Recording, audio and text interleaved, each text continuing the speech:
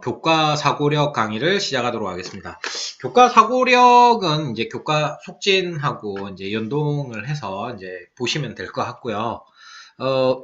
교과 사고력은 수학 4 아니면 이제 그 수학에 관련되는 스토리텔링, 그다음에 실생활에 관련되는 이야기들 뭐 이런 것들이 그 교과서 순서에 맞춰 가지고 배치가 되어 있고요. 그 다음에 창의 사고력에 나오는 문항들도 교과서 내용을 기반으로 하는 문제들을 넣어서 여러분들이 생각하는 어떤 힘이나 뭐 이런 것들을 길러가는 형태의 내용으로 구성이 되어 있습니다. 자, 4학년 1학기에서는 큰 수가 나오죠. 자, 4학년 1학기 1단원은 큰 수입니다. 큰 수는 속진을 들으셨으면 아시겠지만 숫자가 뭐 예를 들어서 2, 3, 4, 0, 0, 0, 0, 0, 2, 0, 0, 2, 1, 0, 2, 7, 8 뭐 이런 식으로 수가 되어 있다면 4개씩 잘라서 수를 잃는다고 했죠. 첫 번째 4개는 만이고요. 두 번째 4개는 억이고요. 그 다음에 세 번째 4개는 조가 되죠. 그 다음에 네 번째 4개는 경.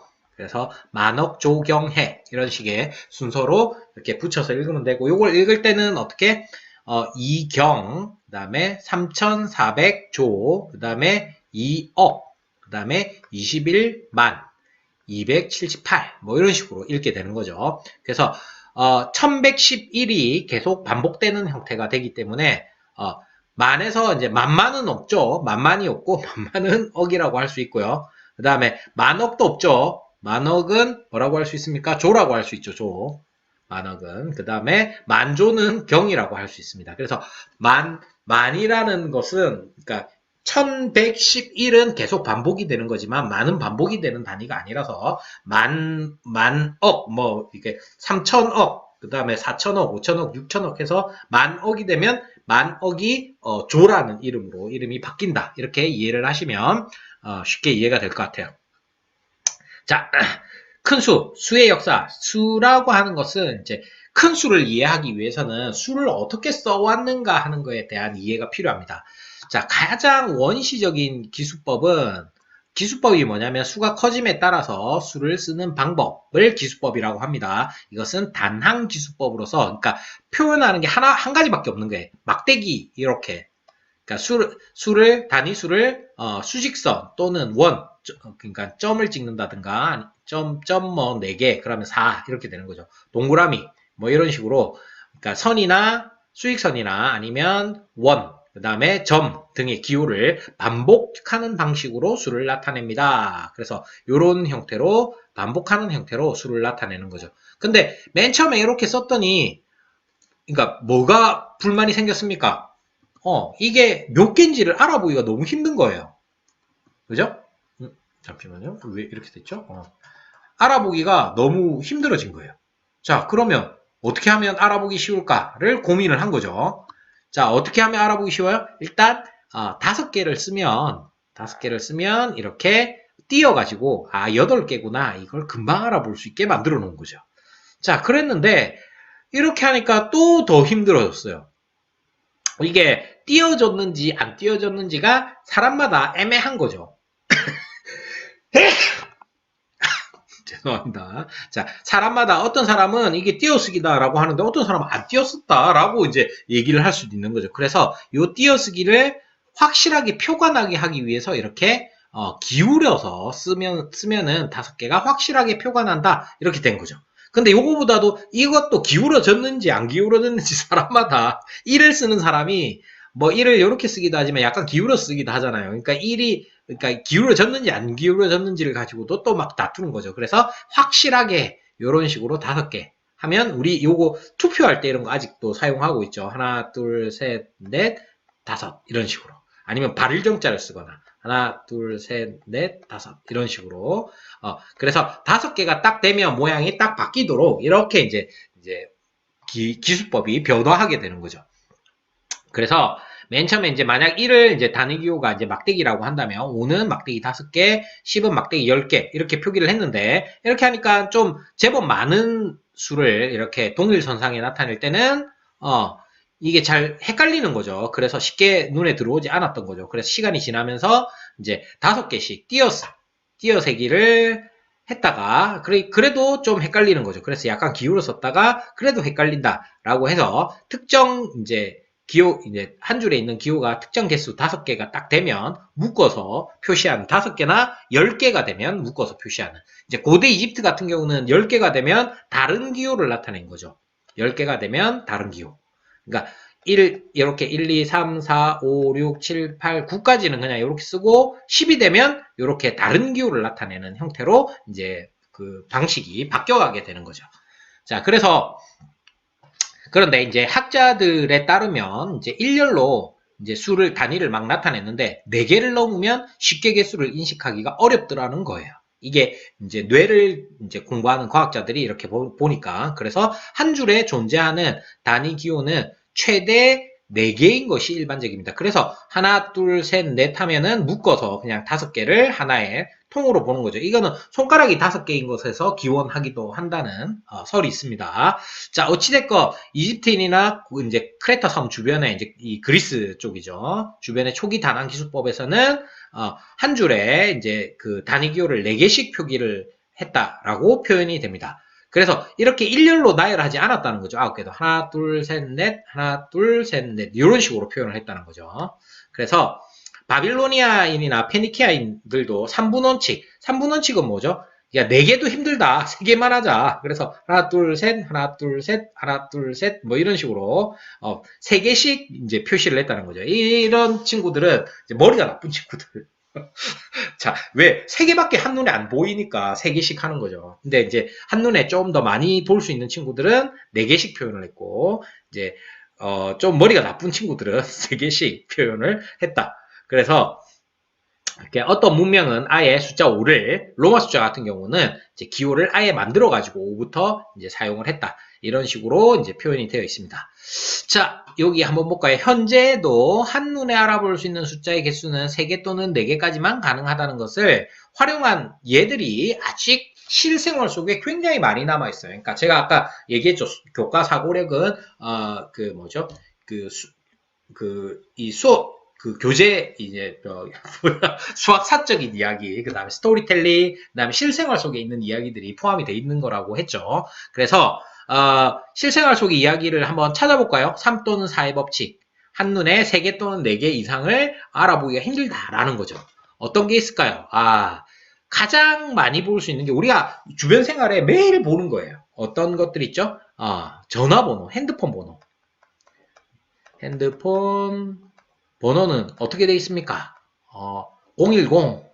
그 다음에 어떻게 돼 있죠? 땡땡땡땡. 그 다음에 다시 땡땡땡땡. 그래서 3개, 4개, 4개. 이렇게 표현이 돼 있죠. 전화번호도 마찬가지죠. 전화번호도 지역번호를 포함하면 전화번호도 뭐 서울은 02, 부산은 뭐 051, 그 다음에 뭐 이런 식으로 되어 있죠. 그래서 뭐 012, 땡땡땡땡땡, 그 다음에 땡땡땡땡 이런 식으로 해서 3개, 4개로 구분이 되어 있습니다. 또 어떤 게 있죠? 우리가 매일 쓰는 어른들이 매일 쓰는 신용카드. 신용카드의 번호를 보면 어떻게 되어 있습니까? 4개씩 있죠. 하나, 둘, 셋, 넷 이런 게 4개 있습니다. 하나, 둘, 셋, 넷 총 16개인데 이렇게 4개씩 띄어서 이렇게 표기가 되어 있습니다. 그죠? 그 다음에 또 뭐가 있을까요? 아파트 동호수. 아파트 동수와 동호수도 몇 동, 그러니까 뭐 1102동, 2303호 뭐 이런 식으로 아파트 동호수도 이런 식으로 표기가 되고요. 그다음에 주소도 마찬가지죠. 몇 번지 할 때 세 자릿수를 벗어나지 않습니다. 그래서 번지수도 이런 거에 일종이다라고 할 수 있고요. 그다음에 또 뭐 있을까요? 3개, 4개 끊는 거. 비밀번호 같은 거 아니면 뭐 비밀번호도 뭐 보통 이제 4자릿수씩 이렇게 많이 하죠.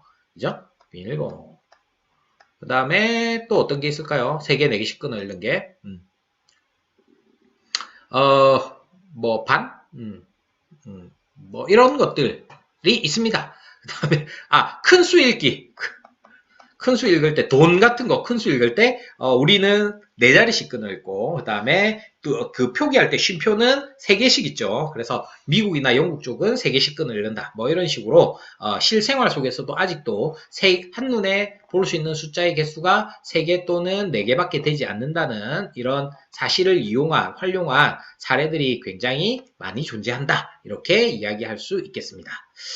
자, 그 다음 바빌로니아 문명의 60진법. 자, 바빌로니아는 60개가 되면 자리가 바뀌는 이런 형태의 수를 사용했다는 거죠.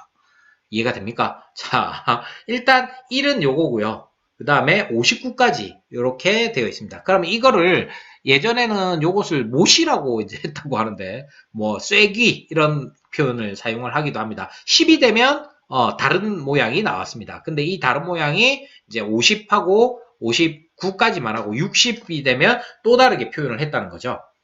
자, 그래서 이 총 나타낼 수 있는 수의 이제 개수가 1부터 59까지 총 59개였다는 거죠. 한 자리에 올 수 있는 게. 그 다음에 요거를 1을 나타내는 것을 못 모양이라고 얘기를 하고 있죠. 못처럼 생겼나요, 이게? 못 비슷하게 생기긴 했네요. 그 다음에 석가래. 석가래는 뭘까요? 석가래는 이 경첩이라고 하죠. 문에 이렇게 문이 있으면 이 문하고 여기 벽이 이렇게 있으면 문과 벽에 이렇게 달려있는 이런 경첩 있죠. 요런 거를 석가래라고 이제 부르기도 했다고 합니다. 그래서 요 녀석인데, 좀 비슷하게 생겼나요? 옆에서 보면 좀 비슷한 모양이기도 하죠. 그죠? 옆에서 보면, 얘를, 앞에서 보면 좀 다르지만, 옆에서 이렇게 딱 보면, 세워서 보면, 이렇게 딱 접히게, 이렇게 되어 있다는 거죠. 그래서 이것들을 조합해서 1부터 59까지를 나타내는데, 근데 60을 넘어서면, 위치적 그 기수법에 이 근거하여 2자리 이상의 수로 표현을 하였다고 합니다. 그러면 못이 이렇게 2개가 있으면 61이 될 수도 있지만 요게 2가 될 수도 있고 여기가 띄어쓰기에 따라서 61을 나타내는 수일 수도 있다는 거죠. 2자리 있으니까. 이해가 돼요? 좀 헷갈리죠? 그래서 못 2개가 각각 다른 자리에 한 개씩 표시되면 한 개는 60을 나타내고 다른 한 개는 1을 나타내는 방법인데 이거는 헷갈리게 되는 거죠. 이렇게 2와 61이 이런 식으로 표현이 되면 헷갈리죠. 그래서 이런 방법이 조금 어렵게 이제 됐다는 거죠. 그래서 이런 문제들 때문에 이제 띄어쓰기로는 수 표기하기 어렵다는 이제 방법 때문에 이제 다른 이제 수 체계를 사용을 할 수 있게 되는 거죠. 그 다음에 바빌로니아 기수법에서는 없음, 특정 위치의 무의미성, 그러니까 0이라는 뜻이죠. 그래서 못 하나만 딱 그리면 이게 60인지 1인지 이게 헷갈리는 거죠. 여기에 0이 있어줘야지 이게 60이구나 라는 걸 알 텐데 요런 기호가 이제 나타낸 것이 기원전 약 3세기, 기원 전 3세기. 그러니까 지금이 2000년대니까, 그러니까 그 300년 전, 그 2300년 전 정도로 생각을 할 수 있다는 거죠. 이게 0이 처음 나타나게 된 개념이라고 할 수 있는 거죠. 그래서 이게 역사상 가장 오래된 없음의 개념, 0의 개념이라는 거죠. 근데 인도에서는 아까 얘기했었죠. 이거는 어디 나왔었나요? 아무튼 인도에서는 약 한 1500년에서 1700년 전 정도에 0이 사용이 되었다. 그래서 우리가 쓰고 있는 인도 아라비아 숫자가 이제 처음 나타났다. 이렇게 얘기를 하고 있습니다. 뭐 정확한 이야기는 아닙니다. 그냥 설이라는 거죠. 설. 이런 설이 있다. 자, 그 다음에 없다는 것을 의미하는 바빌로니아 기호는 단지 특정 위치의 공백을 나타낼 때만 사용을 하였기 때문에 우리 현대적인 표현의 어떤 0의 의미를 나타내는 것은 아니다라는 거죠. 자, 어찌됐건 이거는 이게 이제 이 자리값을 표현하기는 했지만 21 빼기 21이 0 이렇게 표현하지는 않았다는 거죠. 그죠? 그냥 없다. 다 떨어졌다. 뭐 이런 식으로 표현했다는 거죠. 자, 어찌됐건 비록 완전하진 않지만 바빌로니아 기수체계는 최초로 위치적인 기수법을 처음으로 사용했다는 거예요. 그래서 여기에 의미를 둘 수 있다. 그래서 충분히 수학사적인 가치를 가진다라고 할 수 있다. 이렇게 얘기를 하고 있습니다. 자, 바빌로니아에 있는 이제 엘람 수미르 문명에서는 여기는 이제 점토를 사용을 했다고 해요. 점토에서 이렇게 뭔가 찍어가지고 수를 나타내는 이런 진흙판에 그려진 모양을 이용한 수체계가 있었다는 거예요. 자, 요거는 어떤 걸 하냐면 원추, 조그만 원추는 1을 나타내고 작은 공은 10을 나타내요. 근데 큰 원추는 60을 나타내요. 그래서 바빌로니아 60진법이 영향을 받은 거죠. 이해가 되죠? 그 다음에 여기에 큰 원추에 구멍이 뚫려 있다면 구멍을 뚫었다는 것의 의미는 0이 하나, 10배가 된다는 것을 의미했다는 거죠. 그래서 작은 공은 10인데 큰 공은 어떻게? 3600이 나타내고 구멍을 뚫은 이제 큰 공은 36,000을 나타내는 수였다는 거예요. 자, 그렇다면 자, 요거는 어떻게 됩니까? 60이 식을 쓰자면 60이 몇 개 있습니까? 60이 3개 있죠. 자, 일단 곱셈식을 제외하고 덧셈식으로 다 표현할게요. 작은 원추는 10을 나타내요. 이거는 뭐 덧셈으로 하기가 애매하니까 뭐 할까요? 10 예, 너무 귀찮습니다. 곱하기 6으로 할게요. 자, 그 다음에 요거는 작은 원추는 1을 나타낸다고 했었죠. 그래서 1 곱하기 3 이런 식으로 되는 거죠. 그래서 이 아이는 180에다가 더하기 60 더하기 3 이렇게 해서 답이 243을 나타내는 수구나 라는 걸 알 수가 있다는 거예요. 자, 그러면 이렇게 생긴 녀석은 어떻게 되죠? 식이 어떻게 되죠? 요거는 10이 4개 있는 거죠. 10 곱하기 4. 그 다음에 60이 2개 있네요. 플러스 60 곱하기 2. 그다음에 플러스 또 이거는 1이 2개 있네요. 그냥 요거는 2라고 그냥 쓸게요. 그 다음에 여기도 60이 있고요. 그 다음에 여기는 10이 2개 있네요. 요것도 20이라 그냥 쓸게요. 그 다음에 1 이렇게 됐다는 거죠. 그러면 여기가 40 그죠? 40하고 요렇게 더하면 100이죠. 그 다음에 요걸 계산하면 120. 그 다음에 여기에 또 20. 그럼 240에 2하고 3이, 이거 뭡니까? 아까 앞에 거랑 똑같네요. 243. 답은 243. 자, 여기서 알 수 있는 사실은 뭘까요? 자, 위치가 바뀌더라도 이렇게 앞에서 큰 수부터 차례대로 순서대로 한 것과 위치가 바뀌어가지고 이렇게 막 뒤죽박죽 해놓은 수와 수의 크기가 똑같다는 거예요. 그래서 그 문제가 여기 3번에 나와 있는데 일단 2번부터 먼저 해보죠. 진흙판에 구멍을 뚫는 것은 어떻게 하는 거였죠? 아까 선생님이 얘기했었죠. 큰 공이 뭘 나타냈었죠? 3600을 나타내는데 구멍을 뚫어 놓으면 36000이 되고 큰 원추가 60을 나타내는데 구멍을 뚫어 놓으면 600이 되는 걸로 봐서는 구멍을 뚫는다는 것의 의미는 어떤 의미? 10배를 한다. 곱하기 10. 그래서 10배를 한다는 의미를 나타낸다는 거죠. 그래서 구멍을 뚫으면 10배가 된다. 이런 거죠. 자, 그 다음에 1번 문제에서 1, 2의 경우를 비교해서 알 수 있는 사실. 아까 얘기했었죠. 어떻게 순서를 뒤죽박죽 해놔도 수의 크기는 변하지 않는다는 거예요. 그래서 위치를 사용하지 않는 기수법을 썼다는 거죠. 그러니까 바빌로니아의 그 60진법을 쓰기 이전 단계에는 그런 진법이라는 개념이 없었다는 거예요. 그죠? 그래서 어떻게 얘기를 할 수 있을까요? 그 위치가 달라져도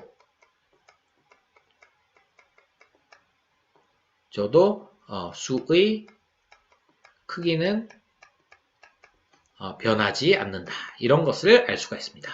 그러면 우리 변하지 않는다. 이렇게 쓸 수가 있겠고요.